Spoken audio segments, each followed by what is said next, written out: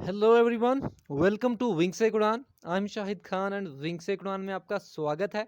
Dear students, जैसा कि आप जानते हैं, हम फाइनेंस अकाउंट असिस्टेंट के एग्ज़ाम के लिए एक एमसीक्यू सीरीज़ चला रहे हैं, जिसमें हम इसके जीके पोर्शन को कवर करने की कोशिश कर रहे हैं, जो कि 30 मार्क्स का है। ओके, तो इसी एमसीक्यू सीरीज़ को कंटिन्यू करते हुए आज मैं आपके लिए लेके आया हूँ एक और वीडियो, जिसमें हम कुछ और इंपॉर्टेंट एमसीक्यूज को डिस्कस करेंगे like always. But before that, अगर आप तैयारी कर रहे हैं जेके एसएसबी सब इंस्पेक्टर पुलिस के लिए, तो मैं आपको बता दूं, हमारे यहाँ ऑफलाइन एंड ऑनलाइन दोनों तरह से कोर्सेज अवेलेबल हैं इस एग्जाम के लिए। एंड यहाँ पे हमारे सीनियर फैकल्टी मेंबर्स एग्जाम की तैयारी करा रहे हैं। आप दिए गए नंबर पे कांटेक्ट कर सकते हैं एंड इन कोर्सेज के रिगार्डिंग जानकारी ले सकते हैं। इसके साथ साथ एक और जानकारी, एसएसबी सब इंस्पेक्टर फाइनेंस का जो एग्जाम होने वाला है, उसके लिए विंग से उड़ान ऐप पे एक टेस्ट सीरीज लॉन्च हो चुकी है, जहाँ पे आपको 5 फुल लेंथ टेस्ट देने को मिलेंगे एंड ये आपको मात्र 249 रुपीज में मिलेंगे। करना क्या होगा कि विंग से उड़ान ऐप को डाउनलोड करना होगा, कहाँ से, प्ले स्टोर से खुद को रजिस्टर करना होगा एंड उसके बाद आप ये टेस्ट दे पाएंगे। चलते हैं हम आज अपने एमसीक्यूज पे। तो डियर स्टूडेंट्स, जैसा कि आप जानते हैं, हम डिस्कस कर रहे हैं एमसीक्यूज एक नए टॉपिक पे, यानी कि एनवायरनमेंट, इकोलॉजी एंड बायोडाइवर्सिटी, जो कि हमारे जीके पोर्शन में है। तो इस पे हमने लास्ट टाइम कुछ एमसीक्यूज डिस्कस करके किए थे, जो इसका पार्ट ए था। तो इसी को कंटिन्यू करते हुए आज आगे बढ़ते हैं और देखते हैं आज का पहला क्वेश्चन क्या है हमारा।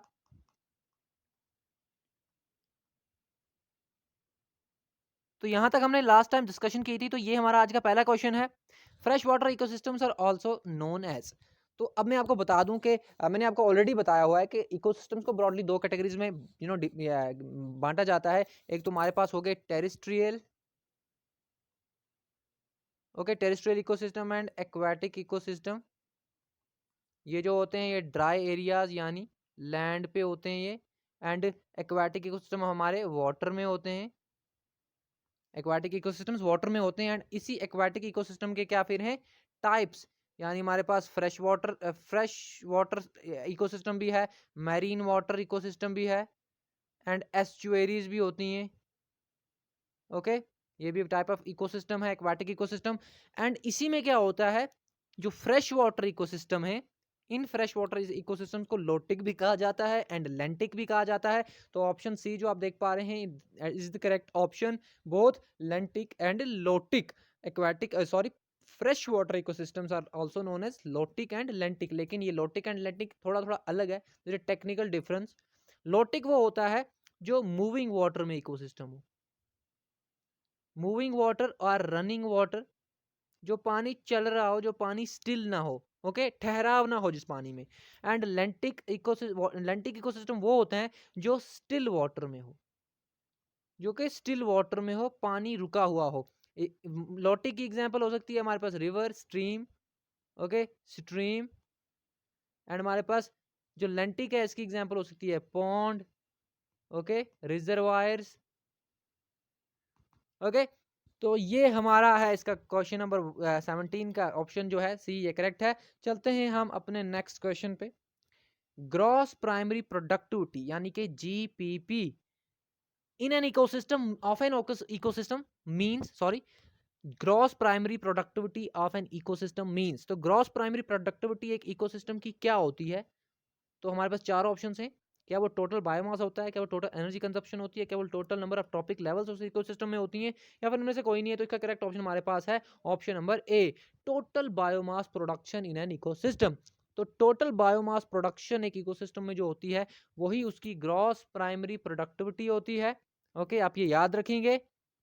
चलते हैं हम अपने नेक्स्ट क्वेश्चन पे।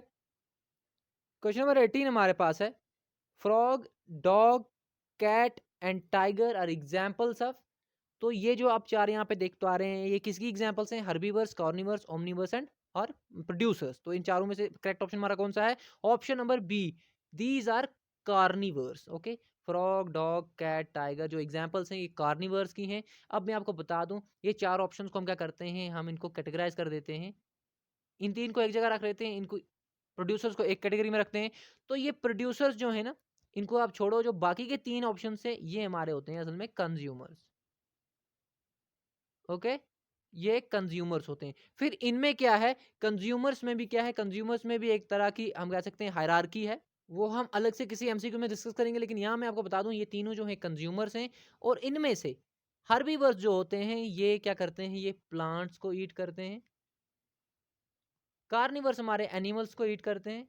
9th-10th में हमने बिल्कुल पढ़ा होगा, ये बेसिक्स है। ओमनिवर्स हमारे दोनों को, बोथ प्लांट एंड एनिमल्स को ईट करते हैं। तो इस तरह से, लेकिन यहाँ पे जो ये हैं ये सिर्फ एनिमल्स को ईट करते हैं, तो इनका करेक्ट ऑप्शन होगा कार्निवर्स। चलते हैं अपने नेक्स्ट क्वेश्चन में। प्रोड्यूसर्स का आपको पता है, ये ग्रीन प्लांट्स होते हैं। ओके, ग्रीन प्लांट्स होते हैं, इनको ऑटोट्रॉप्स भी कहा जाता है। ओके, ऑटोट्रॉप्स क्योंकि अपनी ये फूड खुद बनाते हैं। एंड इनको हम हेटेरोट्रॉप्स कह सकते हैं, हेटेरोट्रॉप्स, क्योंकि ये डिपेंडेंट है अपनी फूड के लिए दूसरों पे। ओके, चलते हैं अपने नेक्स्ट क्वेश्चन पे। क्वेश्चन नंबर 19 हमारे पास है, the flow of energy from producers to top consumers is called as. तो अब क्या होता है, as I told you people के इकोसिस्टम में फूड चेन्स होती हैं। Okay, there are trophic levels. तो यहाँ पे क्या होता है इन ट्रॉपिक लेवल्स पे, एज आई टोल्ड यू, यहाँ पे हमारे पास ये ट्रॉपिक लेवल्स हैं, एक फूड चेन है। एंड यहाँ पे कुछ ऑर्गेनिजम्स, यहाँ पे कुछ, यहाँ पे कुछ, यहाँ पे कुछ, यहाँ पे कुछ। तो क्या होता है, ऑर्गेनिजम्स एक दूसरे को ईट करते रहते हैं, एक दूसरे की फूड बनते रहते हैं। ओके, लेकिन ये जो बेसिक होता है ना, फर्स्ट जो ऑर्गेनिजम्स होते हैं ये प्रोड्यूसर्स होते हैं। यहीं से शुरू होती है क्या, हमारी फूड चेन। तो and there are different types of food chains. So इस प्रोड्यूसर से लेके टॉप कंज्यूमर तक इस फ्लो ऑफ एनर्जी को क्या कहते हैं, हमें ये बताना है। तो इसको कहते हैं unidirectional energy flow. The flow of energy from producers to top consumers is called as unidirectional energy flow. Bidirectional नहीं है, मल्टी डायरेक्शनल नहीं है, नन ऑफ द वो नहीं हो सकता। चलते हैं अपने क्वेश्चन में, मैं थोड़ी सी स्पीड अप बढ़ा रहा हूं अपनी, क्योंकि टाइम हमारे पास उतना है नहीं। तो क्वेश्चन नंबर 20 हमारे पास है, स्टेटमेंट्स है। Red data book of India includes the conservation status of animals and plants which are endemic to Indian subcontinent। तो एक रेड डेटा बुक है इंडिया की, जिसमें क्या है, कंजर्वेशन स्टेटस है एनिमल्स का एंड प्लांट्स का। और वो एनिमल्स और प्लांट्स जो है एंडेमिक हैं इंडियन सबकॉन्टिनेंट में, यानी एंडेमिक स्पीशीज वो होते हैं जो किसी पर्टिकुलर रीजन में ही पाए जाए, ये हर जगह नहीं पाए जाते। ओके, एंडेमिक स्पीशीज यही होते हैं जो पर्टिकुलर जगह रीजन में पाए जाएं। तो ये करेक्ट है हमारा, बिल्कुल ये सही है। सेकंड हमारे पास है, the book is the result of zoological survey of India and botanical survey of India. तो ये जो red data book of India है ना, असल में ये रिजल्ट किसका है, जो जूलॉजिकल सर्वेज होती हैं, बॉटनिकल सर्वेज जो होती हैं, इनका ये असल में रिजल्ट है। इनके ही रिजल्ट जो हैं, इनके ही फाइंडिंग्स जो हैं रेड डेटा बुक में रखी जाती हैं। इसके साथ साथ ये भी करेक्ट है। तीसरा हमारे पास है, both zoological survey of India and botanical survey of India are conducted under ministry of environment, forest and climate change. तो बिल्कुल इसी मिनिस्ट्री के अंडर ये कंडक्ट की जाती हैं। तो ये है इसका, ये भी करेक्ट है। तो अब देखते हैं हमारे पास ऑप्शंस। तो ऑप्शंस हमारे पास कुछ इस तरह से हैं, only one is correct, both are correct, all are correct, D none. तो हमारे पास इसका करेक्ट ऑप्शन क्या है, सी, ऑल आर करेक्ट। जो तीनों स्टेटमेंट्स हैं ये करेक्ट हैं। चलते हैं हम अपने नेक्स्ट क्वेश्चन पे। Which of the following mammal is in the category of critically endangered mammals in the Red Data Book of India? तो as I told you people, जो Red Data Book of India जो है Ministry of Forest Climate Change के under है, जो Red Data Book Zoological and Botanical Surveys of India का result है, तो उसमें क्या है, कुछ मैमल्स के नाम यहाँ पे दिए गए हैं। तो हमें बताना है कि इनमें से क्रिटिकली एंडेंजर्ड कैटेगरी में कौन है। ओके, तो मैं आपको बता दूं, कश्मीरी स्टैग जिसको हांगुल भी कहा जाता है, ओके, जो जे&के यूटी का यूटी एनिमल भी है। ओके, ये भी आप याद रखेंगे। तो ये है, बिल्कुल ये है। इसके साथ हिमालयन ब्राउन बियर भी है एंड कोंडाना रैट भी है। तो इसका करेक्ट ऑप्शन है all. Okay, all of the above are the mammals that are listed as critically endangered mammals in the Red Data Book of India। तो ये आप याद रखेंगे। चलते हैं हम अपने नेक्स्ट क्वेश्चन पे। नेक्स्ट क्वेश्चन हमारे पास है, विच ऑफ द, ये हो चुका है, Pocode lake barb is a fish listed in Red Data Book of India as critically endangered. It is found in। तो अब हमारे पास एक क्वेश्चन आ गया, थोड़ा डिफिकल्ट सा लग रहा है लेकिन है नहीं इतना। तो मैं आपको बता दूं, यहाँ पे जो ये फिश का नाम आप देख पा रहे हैं, पोकोडे लेक बार्ब, तो ये असल में एक फिश है जो पाई जाती है सिर्फ कहाँ पे, केरला में। तो ये आप याद रखें, इसका करेक्ट ऑप्शन हमारे पास केरला है। अब इसके रिगार्डिंग और भी कुछ जानकारी यहाँ पे आप देख पा रहे हैं, क्रिटिकली एंडेंजर्ड में ये आती है। ओके, आप ये भी याद रखें। एंड इसके साथ साथ मैं आपको बता दूं कि यहाँ पे क्या है, केरला में एक लेक है जिसको नाम दिया जाता है पकोडे लेक, सॉरी पोकोड पोकोडे, यस पोकोडे ही है, पोकोडे लेक। तो इसी लेक में ये पाई जाती है। ओके, एंड ये वेस्टर्न घाट्स में है। ओके, वेस्टर्न घाट्स में है ये। तो चलते हैं हम अपने नेक्स्ट क्वेश्चन पे। क्वेश्चन नंबर 23 हमारे पास है, the status of Himalayan quail, Bengal florican, pink headed duck and Siberian crane. तो मैं आपको बता दूं सबसे पहले कि ये सब जो हैं ये बर्ड्स के नाम हैं, ये हमारे पास बर्ड्स हैं। ओके, एंड इसके बाद अब मैं आपको बता दूं कि यहाँ पे क्वेश्चन क्या है हमारे पास, red data book of India में इनका स्टेटस क्या है, इनका स्टेटस हमें क्या है, रेड डेटा बुक में क्या है ये हमें बताना है। तो इसका करेक्ट ऑप्शन अगर आपको मैं बताऊं तो वो हमारे पास है option number D, critically endangered. तो ये क्रिटिकली एंडेंजर्ड स्टेटस है इनका किसमें, red data book of India में। आप ये इंपॉर्टेंट है, आप ये याद रखें। हम IUCN का भी पढ़ेंगे, IUCN, okay, international union for conservation of nature. तो इसका भी हम पढ़ेंगे, इसकी भी एक लिस्ट आती है जिसमें बहुत सारे टाइप्स हैं, तो वो भी हम पढ़ेंगे। तो यहाँ पे इसका करेक्ट ऑप्शन जो है ऑप्शन नंबर डी था। ये सारे बर्ड हैं, क्रिटिकली एंडेंजर्ड स्पीशीज कैटेगरी में आते हैं। चलते हैं हम अपने नेक्स्ट क्वेश्चन पे। Mutualism is a type of biotic interaction in which, अब यहाँ पे एक टाइप ऑफ बायोटिक इंटरेक्शन हमारे पास आ गया जिसका नाम है म्यूचुअलिज्म। तो अब इसमें क्या होता है, तो मैं आपको बता दूं म्यूचुअलिज्म में क्या होता है कि दोनों स्पीशीज जो हैं उनको बेनिफिट होता है।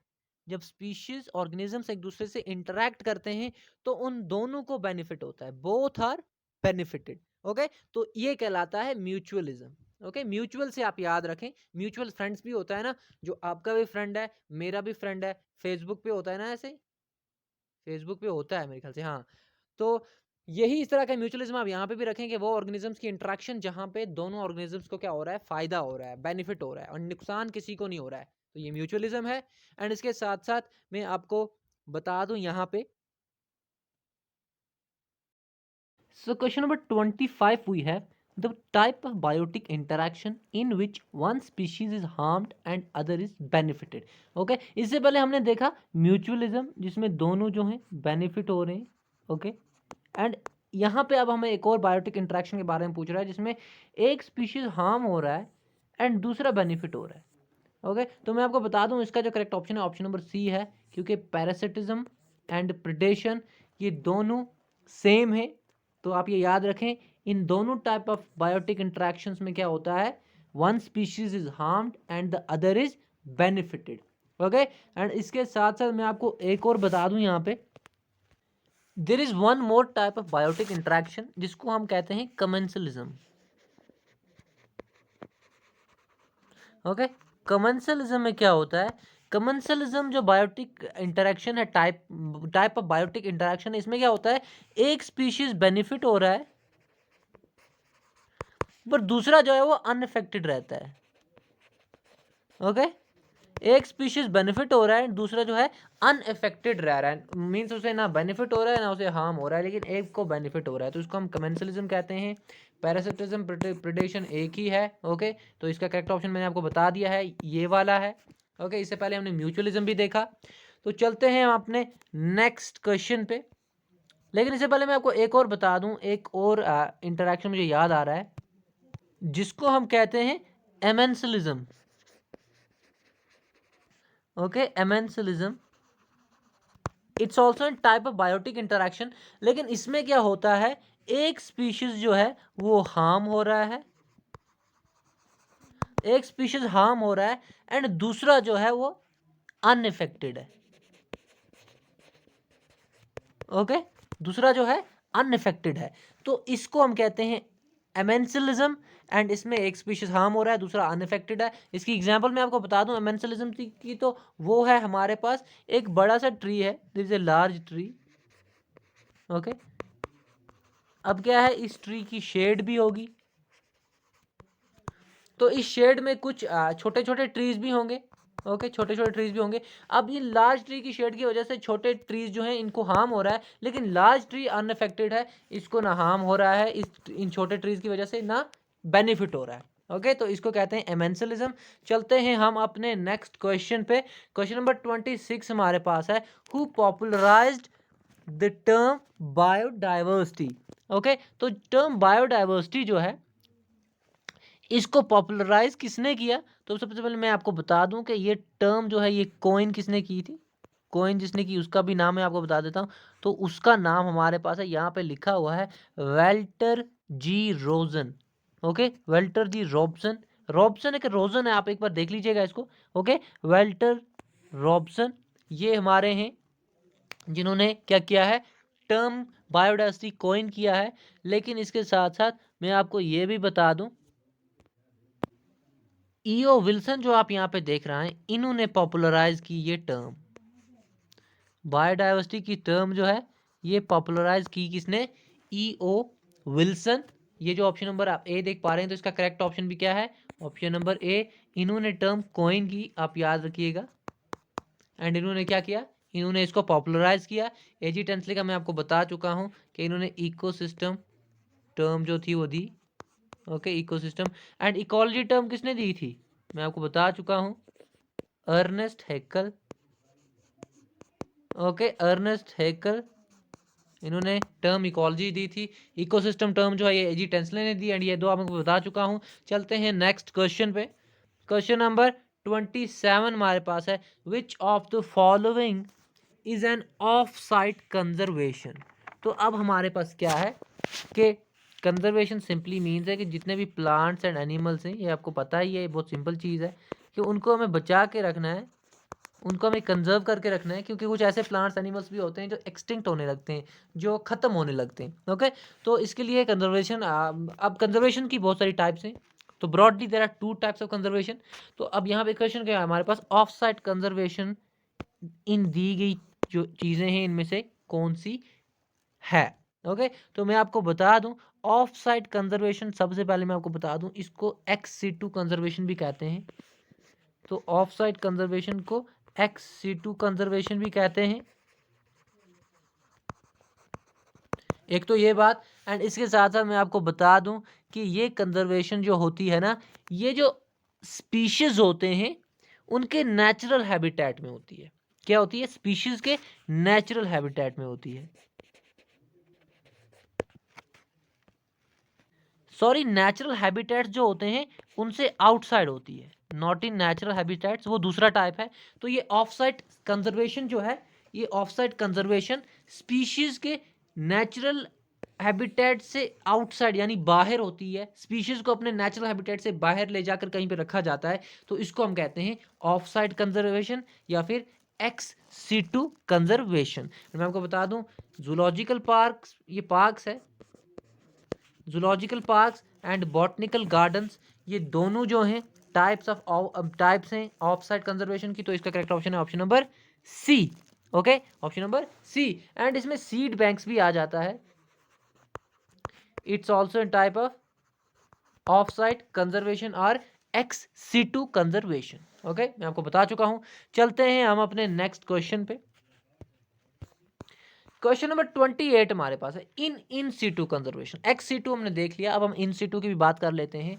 एक्स सीटू हमने देखा कि ऑर्गेनिजम्स को उनके नेचुरल हैबिटेट से बाहर निकाल के कहीं पे रखा जाता है, और उसको हम कहते हैं एक्स सीटू कंजर्वेशन या ऑफ साइट कंजर्वेशन। अब इन सीटू कंजर्वेशन इसका उल्टा है बिल्कुल। ओके, इसका रेसिप्रोकेट है।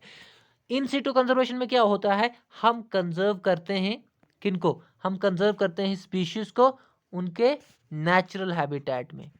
आप ये याद रखिएगा, इसमें क्या होता है, स्पीशीज को उनके नेचुरल हैबिटेट्स में क्या किया जाता है? कंजर्व किया जाता है। सबसे पहली बात ये है। एंड दूसरी बात ये है, यहाँ पे मैं आपको बता दूं, इन सीटू कंजर्वेशन को क्या कहते हैं? इन सीटू कंजर्वेशन को ऑन साइट कंजर्वेशन भी कहा जाता है। एंड इसके साथ साथ मैं आपको ये भी बता दूं कि इसको लॉन्ग टर्म कंजर्वेशन भी कहा जाता है। ये तो है नहीं क्योंकि ये हम ऑलरेडी डिस्कस कर चुके हैं। तो इसका करेक्ट ऑप्शन क्या है? Both A and D. Option number D जो है ये करेक्ट है हमारा। इन सीटू कंजर्वेशन जो है इसको ऑन साइट कंजर्वेशन भी कहा जाता है, इसको लॉन्ग टर्म कंजर्वेशन भी कहा जाता है। एंड ये स्पीशीज को अपने ही नेचुरल हैबिटेट्स में कंजर्व किया जाता है। इसकी एग्जाम्पल बहुत सारी है हमारे पास। नेशनल पार्क्स है हमारे पास। ओके हमारे पास वाइल्ड लाइफ सेंचुरीज हैं, हमारे पास रिजर्व्ड फॉरेस्ट्स होते हैं। ओके रिजर्व्ड फॉरेस्ट्स होते हैं, और भी बहुत सारी चीज़ें होती हैं हमारे पास। जैसे हम कह सकते हैं बायोस्फीयर रिजर्व्स होते हैं, प्रोटेक्टेड एरियाज भी होते हैं। ओके प्रोटेक्टेड एरियाज भी होते हैं। तो ये सारे कहलाते हैं इन सीटू कंजर्वेशन। ओके इसका करेक्ट ऑप्शन ये था। हम चलते हैं अपने नेक्स्ट क्वेश्चन पे। क्वेश्चन नंबर 30 हमारे पास है। सॉरी ये क्वेश्चन नंबर 29 होना चाहिए था। सो क्वेश्चन नंबर 30 हमारे पास है। United Nations convention on biological diversity, informally known as biodiversity conservation convention, is an United Nations treaty. It was signed in. Okay तो क्वेश्चन क्या है हमारे पास? तो क्या है? United Nations convention on biological diversity, जिसको अगर शॉर्ट में हम लिखें तो है UNCBD। इसको क्या कहा जाता है? और बायोडाइवर्सिटी कन्वेंशन। एंड इसको ये भी कहा जाता है कन्वेंशन ऑन बायोलॉजिकल डाइवर्सिटी। तो ये जो है ये कब साइन की गई मैं आपको बताऊं। ये साइन की गई 1992 में। ओके अर्थ समिट के टाइम पे ये साइन की गई। अर्थ समिट तो याद है आपको। ओके इसको रियो डी जेनेरो समिट भी कहते हैं। ये कहाँ पे हुई थी? ब्राज़ील में हुई थी ये। ओके रियो डी जेनेरो में। तो उस टाइम पे ये कन्वेंशन साइन की गई एंड ये फोर्स में आई 1993 में। आप ये भी याद रखेंगे ये मल्टी लेटरल ट्रीटी है, यानी बहुत सारी कंट्रीज के बीच में हुई है ये। एंड इसके साथ साथ मैं आपको ये भी बता दूं कि चले वो अपने नेक्स्ट क्वेश्चन में हम डिस्कस करेंगे, वो ऑलरेडी क्वेश्चन है उस पर। क्वेश्चन नंबर 30 हमारे पास है। Cartagena protocol was signed in 2000, it came into force in। Okay तो कार्टाजीना प्रोटोकॉल एक टाइप ऑफ प्रोटोकॉल है जो साइन किया गया था कब? 2000 में। और अब हमें ये बताना है कि ये फोर्स में कब आया, यानी ये इम्प्लीमेंट कब से हुए, इसके जो जो भी इसके ऑब्लिगेशंस रेगुलेशंस वगैरह होते हैं। तो ये फोर्स में आया 2003 में। ऑप्शन नंबर यहाँ पे आप 2003 जो ऑप्शन नंबर सी देख रहे हैं ये इस टाइम पे फोर्स में आया कार्टाजीना प्रोटोकॉल। एंड इसमें मैं आपको बता दूं कि इसका सबसे बड़ा क्या था? इसका सबसे बड़ा ऑब्जेक्टिव ये था कि जो एडवांसमेंट हो रही है बायोटेक्नोलॉजी में। ओके एडवांसमेंट जो हो रही है बायोटेक्नोलॉजी में। एंड बायोटेक्नोलॉजी आपको पता है कि मॉडिफाइड ऑर्गेनिजम्स बनाए जाते हैं। तो उससे जो बायोलॉजिकल डाइवर्सिटी है उसको, यानी क्या क्या रिस्क हैं इस एडवांसिंग बायोटेक्नोलॉजी की वजह से, जो बायोडाइवर्सिटी है उसको क्या क्या रिस्क हैं, इनको एसेस करने के लिए ये प्रोटोकॉल जो है ये साइन किया गया था, कार्टाजीना प्रोटोकॉल। आपको मैं बता दूं ये है पार्ट ऑफ जो मैंने आपको ऊपर बताया ना convention on biodiversity. Okay convention on biodiversity के बारे में मैंने आपको बताया CBD, उसी का ये एक किस्म का सप्लीमेंट्री एग्रीमेंट है ये Cartagena protocol. It's a supplementary agreement of convention on biological diversity जो 1992 में साइन की गई थी एंड 1993 में जो फोर्स में आई। एंड इसको क्या कहा जाता है? इसको और भी कुछ कहा जाता है इस कार्टाजीना प्रोटोकॉल को, प्रोटोकॉल ऑन बायोसेफ्टी। तो आप ये भी याद रखेंगे प्रोटोकॉल ऑन बायोसेफ्टी। तो चलते हैं अपने नेक्स्ट क्वेश्चन पे। क्वेश्चन नंबर 31 हमारे पास है। एक और प्रोटोकॉल है नोगोया प्रोटोकॉल। ओके नोगोया प्रोटोकॉल जो है it is also a supplementary of convention on biodiversity. Okay convention on biodiversity 1992 जो है उसका ही सप्लीमेंट्री एग्रीमेंट है ये प्रोटोकॉल भी। एंड इसमें क्या कहा गया है? इसमें ये प्रोटोकॉल इस बारे में है कि जो जेनेटिक रिसोर्सेज हैं जो जेनेटिक रिसोर्सेज हैं हमारे, यानी वर्ल्ड में जो जेनेटिक रिसोर्सेज हैं उनका क्या होना चाहिए, उनकी जो बेनिफिट्स हैं वो सबको मिलने चाहिए, यानी उनका जो एक्सेस है वो सबको होना चाहिए। तो ये प्रोटोकॉल नगोया प्रोटोकॉल इसके रिगार्डिंग है। एंड हमें यहाँ क्वेश्चन में ये बताना है कि ये साइन कब किया गया था। तो मैं आपको बता दूं ये साइन किया गया था ऑप्शन नंबर बी जो आप यहाँ पे देख रहे हैं 2010, तो ये 2010 में साइन किया गया। ओके, आप ये याद रखें। So this was all about today's session regarding environment, bio ecology and biodiversity. And हम कोशिश करेंगे कि अब क्या हो कि 2 वीडियो रोज आए जी के पोर्शन के, ताकि हम इसको टाइम पे कवर कर सकें। एंड यहाँ पे मैं आपको ये भी बता दूं कि जो इंटरनेशनल बायोडाइवर्सिटी डे सेलिब्रेट किया जाता है, इंटरनेशनल बायोडाइवर्सिटी डे सेलिब्रेट किया जाता है, ये किया जाता है 22 मई को। एंड इसके साथ मैं आपको ये भी बता दूं कि जो डिकेड थी फ्रॉम 2011 टू 2020, इस डिकेड को यूनाइटेड नेशंस ने क्या किया है, डिकेड ऑन बायोडाइवर्सिटी कर दिया है declare, decade on biodiversity. So this was all about today's session. We'll see you people in next video. Till then, goodbye, take care and पढ़ते रहें। अगर अच्छा लगे तो कमेंट ज़रूर करें।